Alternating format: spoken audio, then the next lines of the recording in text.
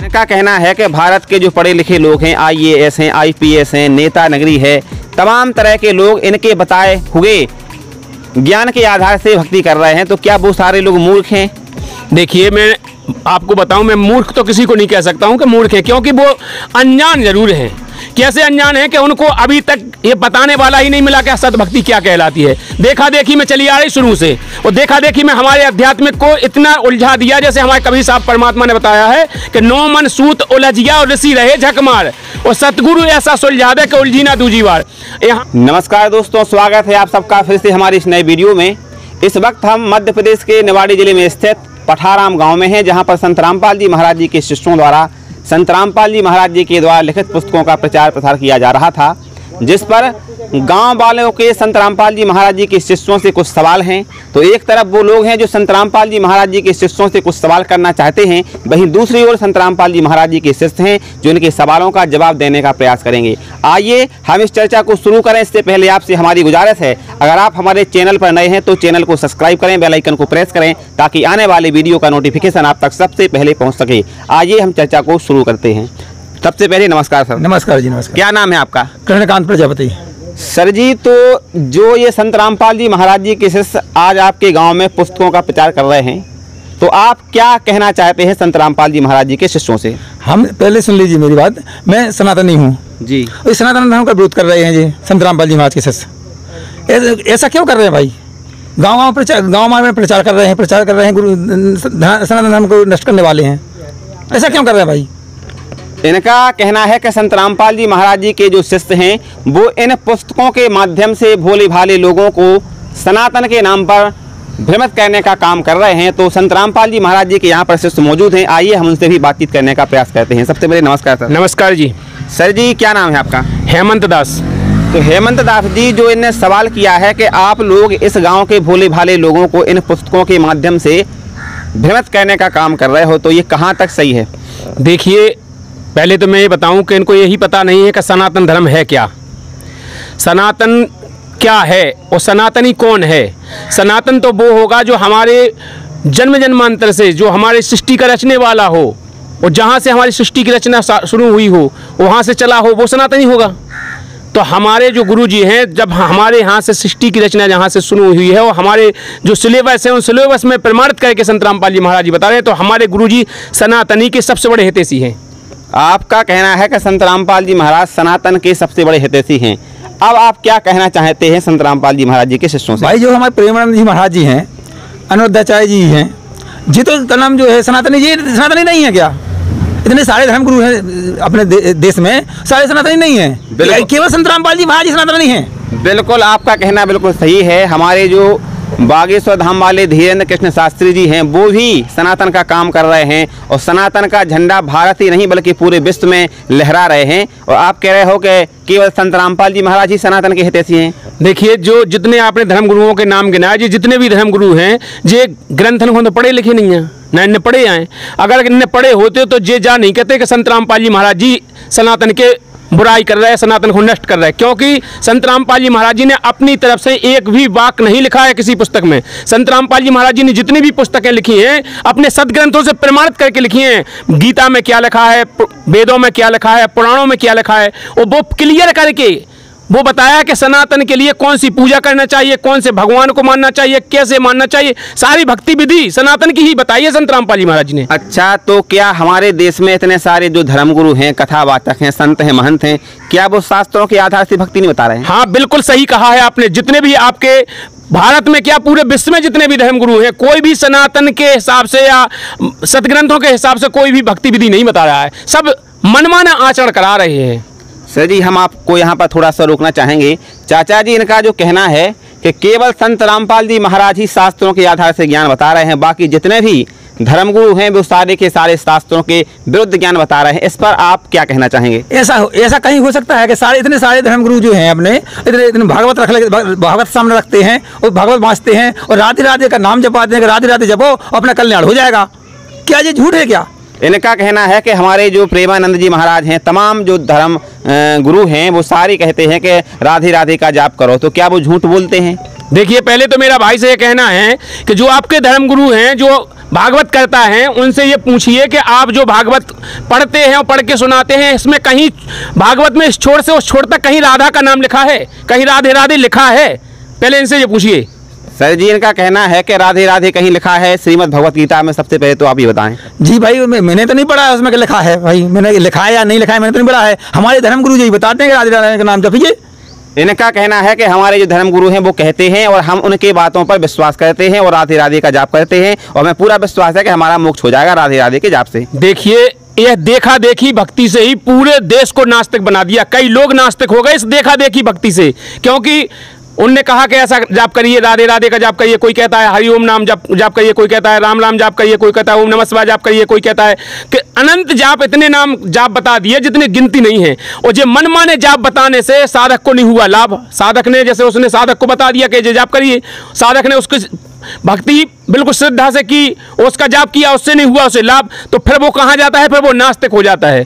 फिर वो कहता है कि ना तो भगवान है ना कहीं भक्ति है, ये सब पाखंडवाद है। तो उन लोगों ने इस देश को नास्तिकता की ओर लेके गए हैं, क्योंकि ये मनमाना आचरण करा रहे हैं। कहीं भी जितने भी ये नाम देते हैं, कहीं भी अपने सदग्रंथों में लिखा नहीं है, और जो गीता जी में मूल नाम लिखा है उनका इसे अभी पता तक नहीं है। तो फिर गीता जी में कौन सा मंत्र है जिसका जाप करने के लिए हमारे सदग्रंथों में उसका दिशा निर्देश दिया गया है? देखिए, श्रीमद् भगवत गीता में कहा है, गीता अध्याय 17 के श्लोक नंबर 23 में कहा है कि हे अर्जुन, अगर तू पूर्ण परमात्मा की प्राप्ति चाहता है, उस भगवान को पाना चाहता है, तो ओम तत्सत इति निर्देश त्रिविध, 3 प्रकार की भक्ति से जो नाम जाप देगा उससे पूर्ण परमात्मा का लाभ होगा, उसी से भगवान प्राप्ति होगी। गीता जी में बिल्कुल इति निर्देश है, मतलब जैसे आपसे कही जाए कि आखिरी निर्देश यही है आपके लिए, तो इति निर्देश है कि अपनी श्रीमद् भगवत गीता में कि तुमको ओम तत्सत, जो त्रिविध ओम, ओम सीधा है और तत्व सत दो संकेतक हैं, ये तत्वदर्शी संत बताएगा। उसमें गीता जी के अध्याय 4 के 34 में कहा है कि अर्जुन,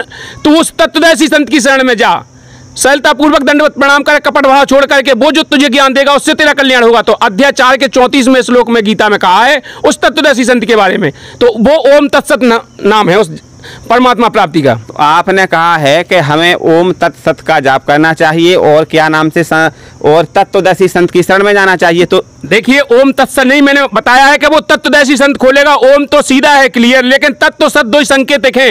ये संकेतक मंत्र तत्वदर्शी संत के लिए कहा है गीता जी में कि वो तत्वदर्शी संत खोलेगा, अनंत वो अगर खोल देते तो फिर वो तत्वदर्शी संत की जरूरत कहाँ थी? तो फिर आज तत्वदर्शी संत कौन है? अब आप इस पर क्या कहना चाहते हैं इनसे? जी, इनने कहा कुछ लाभ नहीं होता है। लाभ हम प्रेमानंद जी महाराज जी हैं, उनकी दोनों किडनी खराब हैं, वो आज भी बिल्कुल जिंदा है, सही सलामत है। वो जो का नाम राधे राधे का जाप बता रहे हैं, वो स्वयं भी जाप करते हैं, उन्हें लाभ हो रहा है भाई। बिल्कुल, ये बात बिल्कुल क्लियर है। हमने भी क्या नाम से प्रेमानंद जी महाराज जी के तमाम वीडियो देखे हैं जिसमें वो बताते हैं कि हमारी दोनों किडनियाँ खराब हैं, इसके बाद भी वो बंदा अभी जीवित है और चैन की बंसी बजा रहा है। देखिए, आप कितने भोले हैं आप, ये बताइए। आप भगवान के लिए तो अपने सदग्रंथों में लिखा है कि अपने वेदों में लिखा है कि उस परमात्मा की शरण में जाने के बाद साधक को किसी भी प्रकार का कष्ट हो, यहाँ तक लिखा है कि साधक की मृत्यु भी आ गई हो तो मृत्यु को भी टाल देता है भगवान। और तुम क्या है कि बीमारी बनी रहे हो, वो भगवान हमें लाभ दे रहे हो। बताओ, बीमार आदमी को लाभ दे रहे हो कि दोनों किडनी खराब है, वो कह रहे हो कि हमें लाभ हो रहा हो। बताओ सर जी, हमारा ये कहना है कि उनकी दोनों किडनी खराब है। अगर आदमी की किडनी खराब हो जाती है तो वो मर जाता है, लेकिन उनकी दोनों किडनी खराब होने के बाद भी आज भी वो जीवित हैं। देखिए, मरने की बात रही यहाँ तक, जब तक उसकी श्वासें जिंदा है, जितनी उसको, जैसे उसकी पूर्व जन्म की बैटरी थी वो तो खत्म हो गई, खत्म होने के बाद उसके पूर्व जन्म के भक्ति पुण्य खत्म होने के बाद उसको बीमारी हो गई, उनके दोनों किडनी खराब हो गई। लेकिन अब मृत्यु अगर उसकी नहीं है तो उसे भोगना पड़ेगा, तो वो दुख के साथ भोगेगा जब तक उसकी मृत्यु नहीं है। लेकिन जिस दिन मृत्यु आ जाएगी उस दिन मर जाएगा। लेकिन अगर अगर भक्ति करता है तो उसकी अपने सदग्रंथों में लिखा है कि मृत्यु अकाल मृत्यु नहीं होगी। अरे तो प्रेमानंद जी महाराज भक्ति करते हैं ना, वो नास्तिक थोड़ी हैं। वो कृष्ण भगवान को मानते हैं, राधा जी को मानते हैं, उनकी भक्ति करते हैं, क्या वो नास्तिक हैं? आप बताइए। भैया जी, वे लेकिन मानते तो हैं, लेकिन वे नास्तिक तो नहीं है, तो आस्तिक, लेकिन वे मनमाना आचरण कर रहे हैं। गीता अध्याय 16 के श्लोक नंबर 23 में कहा है, हे अर्जुन, जो शास्त्र विधि को त्याग कर अपनी इच्छा से मनमाना आचरण करता है, ना तो उसका मोक्ष होता है, ना गति होती, ना किसी प्रकार का सुख होता है। तो वो सब मनमाना आचरण कर रहे हैं, गीता के विरुद्ध कर रहे हैं अपने।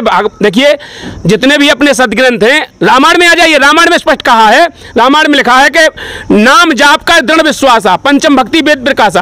और यहाँ पर एक और उन्होंने डाउट क्लियर किया है, कलयुग योग न यज्ञ न ज्ञाना, एक आधार नाम गुण गाना। कलयुग के अंदर कोई पाखंड नहीं करना चाहिए, जितना भी पाखंड है ये पाखंड छोड़ करके उस नाम का गुणगान करना चाहिए। यहाँ पर राम भी नहीं कहा है, कोई राम नाम जपने लगे, यहाँ पर नाम कहा है। मैं इसलिए डाउट क्लियर कर रहा हूँ आपका कि कोई कहने लगे कि हम भी तो राम नाम जपते हैं। यहाँ पर नाम लिखा है, राम नहीं लिखा है। कलियुग योग न यज्ञ न ज्ञाना, एक आधार नाम गुणगाना, उस नाम का जाप करना चाहिए। इनका कहना है, सीधे तौर पर ये कहना चाहते हैं कि भारत के जितने भी संत हैं, महंत हैं, कथावाचक हैं और धर्मगुरु हैं, वे सारे के सारे शास्त्र विरुद्ध साधना बता रहे हैं और संत रामपाल जी महाराज सही भक्ति विधि बता रहे हैं। इनका ये कहना है सीधे सी। भाई अगर वो सही भक्ति बता रहे हैं मान लिया, तो हमारे जो गुरु जी है ना, जो वो कहना, वो उनकी किडनी खराब होने के बाद भी वो जिंदा कैसे हैं फिर भाई? अगर वो भक्ति भी तो राम नाम जप रहे, राधे राधे जप रहे, कृष्ण कृष्ण जप रहे, वो भी सबको बता, संसार को बताते भी हैं। और जो ऐसा नहीं है, सारे धर्मगुरु भी बताते हैं यही बात। भाई एक जने बताते तो मान लेते भाई गलत बता रहे होंगे, सारे धर्मगुरु बताते हैं ये बात को। इनका कहना है कि जो हमारे प्रेमानंद जी महाराज हैं उनकी दोनों किडनी खराब है, इसके बाद भी वो जीवित हैं, तो वो क्या सत साधना नहीं कर रहे हैं? देखिए बिल्कुल आपने सही कहा है। कोई भी व्यक्ति हो, ऐसे हजारों लाखों आदमी ऐसे हैं जो बीमार हैं और उनकी मृत्यु नहीं हो रही, भक्ति नहीं कर रहे, उनकी भी नहीं होती है, क्योंकि उनकी मृत्यु है ही नहीं। अब जितने दिन दुख लिखा है, उनकी बीमारी है तो बीमारी भोग कर मरेंगे। लेकिन यहाँ पर डाउट तो ये हो रहा है कि भगत को कभी दुख नहीं होता है। पहला भक्ति, इसमें स्पष्ट कहा है, सुख होता है, भक्ति से सुख होते हैं। भक्ति क्यों करते हैं? सुखों के लिए। और अगर हम भक्ति कर रहे हैं फिर भी हमारे जीवन में कष्ट आ रहा है, तो बताओ जिनके गुरुवन को कष्ट आ रहा है उनके शिष्यन को कहा हाल हुई यार, जा तो बताओ हमें। यहाँ पर लिखा है पहला सुख निरोगी काया। सबसे पहला तो सुख बड़ा है कि काया निरोगी होती है। पहला सुख निरोगी काया, दूजा सुख हो घर में माया, तीजा सुख कुलवंती नारी, चौथा सुख पुत्रज्ञाकारी। ये भक्ति के लक्षण हैं। भक्ति करने वाले साधक को ये सारे सुख मिलते हैं। और अगर प्रेमानंद जी महाराज जी भक्ति कर रहे होते, सदभक्ति होती इनकी, तो इनकी किडनी खराब नहीं होती भैया जी। मेरा कहना ये है। इनका कहना है कि संत रामपाल जी महाराज जी को छोड़कर जितने भी धर्मगुरु हैं वो शास्त्रों के विरुद्ध साधना बता रहे हैं, जिसको कहने से हमें कोई भी लाभ नहीं होता है। अब आप संत रामपाल जी महाराज जी के शिष्यों से क्या कहना चाहते हैं? हम यही कहना चाहते हैं भाई, अगर सुख नहीं हो रहे होते तो इतनी सारी जनता है, जो हम जनता सब पढ़े लिखे भी हैं, डॉक्टर हैं, इंजीनियर, सब इनकी भक्ति कर रहे हैं इनकी, तो क्या एकदम जो सारे अज्ञानी है क्या? इनका कहना है कि भारत के जो पढ़े लिखे लोग हैं, IAS हैं, IPS हैं, नेता नगरी है, तमाम तरह के लोग इनके बताए हुए ज्ञान के आधार से भक्ति कर रहे हैं, तो क्या वो सारे लोग मूर्ख हैं? देखिए मैं आपको बताऊं, मैं मूर्ख तो किसी को नहीं कह सकता हूं कि मूर्ख है, क्योंकि वो अनजान जरूर हैं। कैसे अनजान है कि उनको अभी तक ये बताने वाला ही नहीं मिला कि सदभक्ति क्या कहलाती है। देखा देखी में चली आ रही शुरू से, और देखा देखी में हमारे आध्यात्मिक को इतना उलझा दिया, जैसे हमारे कबीर साहब परमात्मा ने बताया है कि नौ मन सूत उलझिया और ऋषि रहे झकमार, और सतगुरु ऐसा सुलझा दे कि उलझी ना दूजी बार। यहाँ पर आध्यात्मिक का 9 मन सूत, जैसे 9 मन सूत हो, धागा हो कच्चो, उलझा के रख दे हुए को, तो ऐसा उलझा के रख दो ज्ञान को। जितने भी धर्मगुरु होते देखा देखी उनने कहा ऐसा जाप कर लो, उनकी ऐसा जाप कर लो, उनकी जा भक्ति कर लो, अगरबत्ती घुमा दो, नारियल पूज दो, पेड़ पूज दो, पीपल पूज दो, बरिया पूज दो, छोला पूज दो। इतने पाखंड बात करा दे कि पाखंड बात कहते कहते दुनिया थक गई, और थकते थकते उनको सुख नहीं मिले तो फिर वो नास्तिक हो गए, फिर उनकी भगवान है ही नहीं। सर जी आप ये बताइए, अब आप क्या कहना चाहेंगे इन लोगों से? हम यही कहना चाहते हैं भाई कि अब और हमें बताइए कि कौन से गुरु सही है, कौन सा कहाँ प्रमाण है। भाई प्रमाण तो बताना पड़ेगा आपको, हम सदग्रंथों में प्रमाण बताना पड़ेगा, तो हम देखेंगे भाई, समझेंगे उस चीज़ को, हम फिर देखेंगे। बिल्कुल सही कहा है इनने। इनका कहना यह है कि आप जो बात बता रहे हो उसका सदग्रंथों में कहाँ पर प्रमाण है कि वो सच्चा गुरु कौन है, किसकी शरण में जाने से हमारा मोक्ष होगा, इस बारे में थोड़ा आप बताएं। देखिए आपने कहा, बहुत बढ़िया कहा है। मैं आपको बता दूं, सदगुरु की पहचान अपनी गीता जी के अध्याय 15 के श्लोक नंबर 1 से 4 तक बताई है। सदगुरु के लिए बताया है कि वो तत्वदर्शी संत कौन होगा। उन्होंने कहा, अर्जुन ने पूछा तो उन्होंने गीता अध्याय 15 के 1 से नंबर 4 तक कहा है कि उर्ध्व मूलम अधः शाखम, इस संसार रूपी वृक्ष को तू पीपल का पेड़, उल्टा लटका हुआ पीपल का पेड़ जान, वो जड़ से लेके जो पत्ते तक, जो तना तक, सब वेद बता देगा, सह वेद कि कौन क्या है। उसको तू तत्वदर्शी संत समझना, उसी को तात्पर्य को जानने वाला समझना, वही तत्वदर्शी संत होगा। तो आज वर्तमान में तत्वदर्शी संत कौन है? अनिरुद्ध आचार्य जी महाराज, या फिर प्रेमानंद जी महाराज, या फिर बागेश्वर धाम वाले धीरेन्द्र कृष्ण शास्त्री, या फिर कोई और? देखिए जितने भी पृथ्वी पे संत हैं इनमें से तत्वदर्शी संत कोई नहीं है, क्योंकि आज तक हमको किसी ने खुलासा नहीं किया है कि इस उल्टे लटके वृक्ष के बारे में या गीता जी के इन मंत्रों के बारे में आज तक किसी ने खुलासा नहीं किया, केवल संत रामपाल जी महाराज जी के अलावा।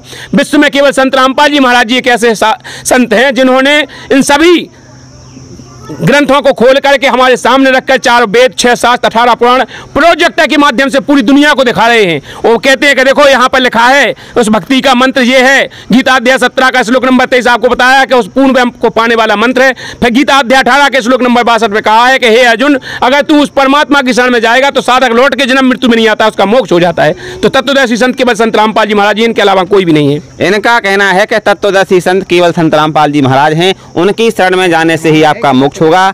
इसके बाद अब आप क्या कहना चाहेंगे?